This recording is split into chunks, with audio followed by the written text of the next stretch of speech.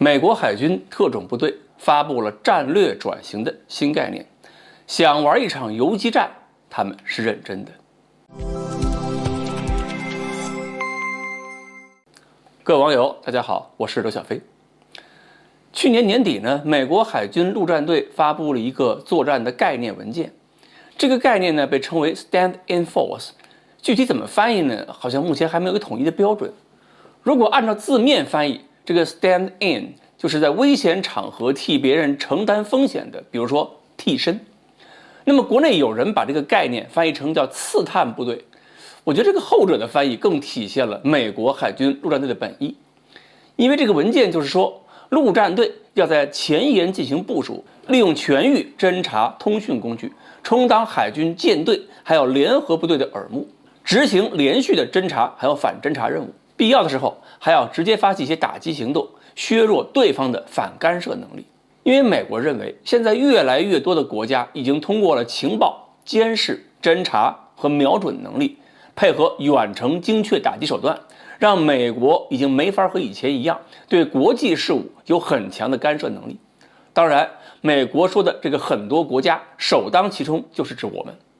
那么作为应对，美国海军陆战队这个规划呢，就包含了以下内容。首先是要求保持在前沿的存在，既可以向盟友和伙伴展示持久可靠的安全保证，也可以对潜在对手的目标进行持久监视，还可以迅速地阻止对方自由行动。再有就是海上侦察与反侦察，支持海军舰队和联合部队确定对手的位置，同时也要想办法避免对手锁定自己舰队还有联合部队位置。至于说和平时期，他们要尝试去发现、暴露还有反制潜在对手的非致命性武力行动。再有呢，就是利用自身的传感器或者是武器系统，或者用这些系统与海军舰队、联合部队的传感器和武器相融合，来执行海上拒止任务。说白了，召唤火力。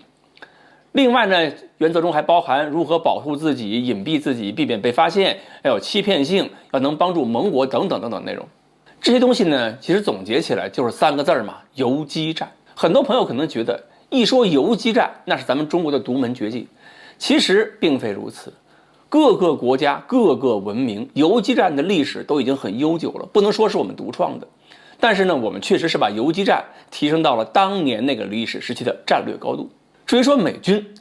独立战争的时候，美国人一开始玩的就是游击战，延续到现在，可以说美国历史有多长，美国人玩游击的历史就有多长。而其中一些部队呢，逐渐演变，就是大家现在熟悉的游骑兵。比如2战的时候，他们就在东南亚，在缅甸配合当地的国民党部队一起打过日本人。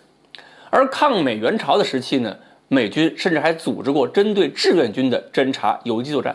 比如说夜间派人埋伏在我们交通线附近，等听到美军飞机靠近的时候，就往我们运输线、交通线上方打照明弹，给美军飞机指示我们车队目标。我们那时候称这种人呢叫做美韩特务。其实对照起来，美国海军陆战队这个新概念和当年好像也没有什么太大的本质区别，无非就是发现、侦察、指示目标。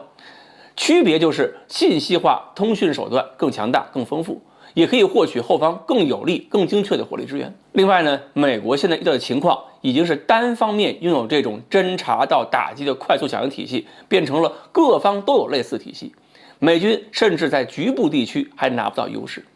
而且现在战争节奏是越来越快了，谁能够先让战场对自己透明，谁就有可能赢得战争。所以美国要让海军陆战队承担更多的渗透、侦察、破袭任务，然后呢，再把陆战队的任务结合美国的分布式杀伤链，还有马赛克战，形成一个战场整合。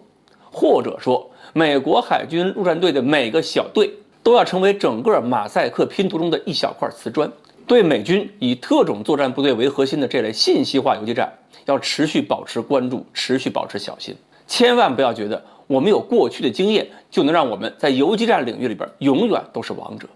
好，关于美国海军陆战队它的新的游击战作战策略到底是什么，今天呢我们就聊到这里，欢迎大家继续关注我们的栏目，我们下期再说。